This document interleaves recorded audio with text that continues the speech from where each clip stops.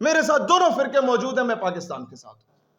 آپ اس فرقے کے ساتھ ہیں یا اس فرقے کے ساتھ ہیں؟ بھائی میرے پاڑا چنار کے بچے رات کو سو نہیں پا رہے، وہاں کی بچیاں سکول نہیں جا پا رہی. کورم ایجنسی آپ کے ٹرائبل ایریاز کا سب سے زیادہ ویل ایجوکیٹڈ ایریا ہے. اگر ٹرائبل ایریاز کو دیکھا جائے جہاں کا لٹریسی ریٹ سب سے اچھا ہے.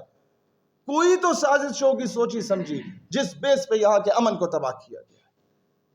اور اس پر میں بہت بڑے دل سے یہ بات کرنا چاہ رہا ہوں، جو کام حکومت کو کرنا چاہیے تھا وہ آج منظور پشتین کر رہا ہے.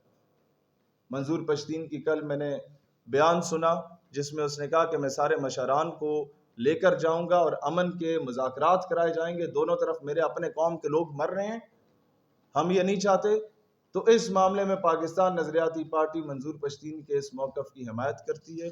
اور اگر امن کے مذاکرات اس طرح بھی نہیں ہوتے، دوسرے فیز میں علماء سے جو ریکویسٹ کی اس طرح بھی نہیں ہوتے، تو پھر تیسرے فیز میں پاکستان نظریاتی پارٹی گلگت سے لے کے کراچی تک، پنجاب سے لے کے سندھ تک، تمام ٹرائبل ایلڈرز کو لے کر، مشران کو لے کر، اور جتنے لوگ جو غیر متنازع شخصیات ہیں جو پاکستان کا درد رکھتے ہیں ان کو لے کر امن کا جھنڈا بلند کر کے انشاءاللہ تعالیٰ پاڑا چنار کا رخ کرے گی اور وہاں کے لوگوں سے آگے جا کے ہاتھ جوڑ کے کہے گی کہ اپنے دوسری نسل تک یہ لڑائی چلے گی، یہ تیسری نسل تک نہ لے کے جائیں. کیونکہ اس جنگ کا پھر معاملہ صرف پاکستان تک نہیں رہنا، پوری امت دو حصوں میں ڈیوائیڈ ہو جائے گی. پاکستان اس سے بڑھ کر فرقہ واریت کا متحمل نہیں ہو سکتا. ہم آنے والی نسلوں کو اتحاد امت کا اور یکجائیت کا اور اتحاد کا درس دیں، بجائے اس کے کہ ہم اسے تقسیم کرنے کا درس دیں. میں اسی پر آپ تمام صحافیوں کا دوبارہ شکر گزار ہوں کہ آپ لوگوں نے قیمتی وقت دیا، آپ یہاں تشریف لائے، ہمارا بیانیہ اس قوم تک پہنچا. اور میں یہی درخواست کروں گا، ہم بہت چھوٹے ہیں، ہم لوگ نوجوان ہیں. یہ کام شاید آج بنتا تھا وزیر اعظم کا کہ وہ کرتا، یہ کام بنتا تھا آج 50 سال پرانی پیپلز پارٹی کا کہ وہ کرتی، یہ کام بنتا تھا ان سیاسی جماعتوں کا جن کو کم از کم 25-30 سال ہو چکے ہیں. جب وہ نہیں کر رہے تو پھر ہمیں میدان میں اترنا پڑا. ہم جانتے ہیں کہ ہم شاید اپنے قد سے اونچی بات کر رہے ہیں، لیکن میں نے ماضی میں بنگلہ دیش کو الگ ہوتے ہوئے تاریخ میں ضرور دیکھا ہے. میں مستقبل میں پاکستان کے اور ٹکڑے نہیں دیکھ سکتا. میں اس پاکستان سے محبت نہیں کرتا، میں اس پاکستان سے عشق کرتا ہوں اور اس کے دشمن کو اپنا دشمن سمجھتا ہوں، اس کے دوست کو اپنا دوست سمجھتا ہوں. اور یہ عشق بھی میرا روحانی بنیاد پہ ہے کہ یہ واحد ریاست ہے جو اسلام کے نام پہ حاصل کی گئی، چل رہی ہے یا نہیں چل رہی اس میں میرا اور آپ کا قصور ہے. اللہ تعالیٰ دین اسلام اور وطن عزیز پاکستان کا حامی و ناصر ہو. آمین ثم آمین. آپ دوستوں کا جو سوال کسی بھی اسپیکٹ سے ہو.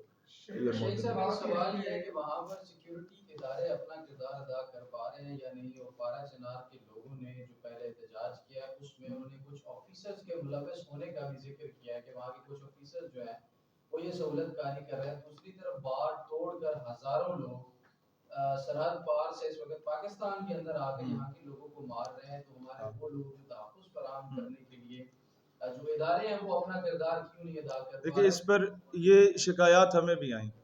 کل پورا دن ہم نے اس پہ ہوم ورک کیا. دونوں قبائل کے نوجوان ہمارے ساتھ موجود ہیں، ان کی جانب سے بھی یہی چیز آئی کہ باہر کی انوالومنٹ دونوں طرف سے ہونے کا خدشات ہیں اور ہو بھی رہی ہے. اور یہ چیز پاکستان کبھی بھی ایکسیپٹ نہیں کر سکتا. اس کے بعد پھر قومیت کی بنیاد پہ اور مسلک کی بنیاد پہ تقسیم ہی نظر آتی ہے. اس وقت بجائے اس کے کہ ہم کسی ایک اسکول آف تھاٹ کو تنقید کا نشانہ بنائیں، ہم یہی چیز کہنا چاہتے ہیں اپنے اداروں سے بھی، اپنی گورنمنٹ سے بھی، کہ حد الوسع کوشش کریں. یہاں کا جو لوکل امام یا لوکل عالم یا لوکل ذاکر بیٹھا ہوا ہے اس کی شاید وہ فہم و فراست نہیں ہے جو پاکستان کی قومی سطح کے علماء یا ذاکرین کی ہے.